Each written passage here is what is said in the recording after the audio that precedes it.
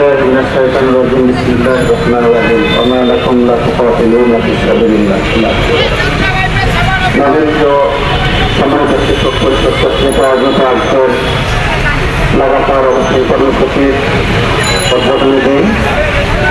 আজকের এই কর্মসূচির সম্মানিত সঞ্চালক, সম্মানিত সভাপতি, সম্মানিত কেন্দ্রীয় নেতৃবৃন্দ, অথবা সম্মানিত সারা দেশ থেকে আগত সম্মানিত শিক্ষক, কর্মচারী, নেতৃবৃন্দ, সুপ্রিয় সাংবাদিক বৃন্দ, সম্মানিত ঢাকাবাসী, আসসালামু আলাইকুম ওয়া রাহমাতুল্লাহ।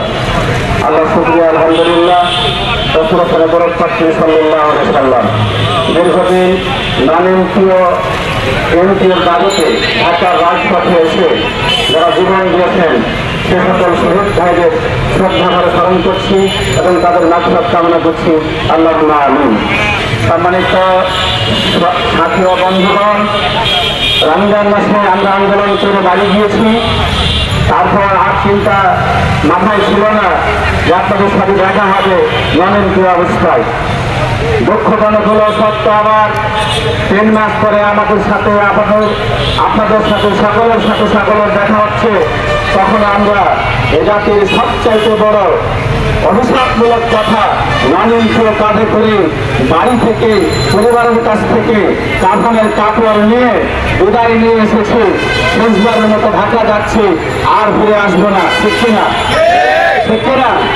সম্মানিত উপস্থিতি সাথী ও বন্ধুগণ, আমি বলতে চাই আজকে আমাদের এমপিওর দাবিটা কোনো ব্যক্তিগত দাবি নয়। এমপিও দাবি কোনো সমষ্টি কোনো অংশের দাবি নয়। নিঃসন্দেহে এমপিওর দাবিটা জাতীয় দাবি। কথা বলেন ঠিক কিনা? আমরা এই দাবিটাকে জাতীয় দাবিতে রূপান্তরিত করতে পারি না। এ ব্যর্থতা আমাদের।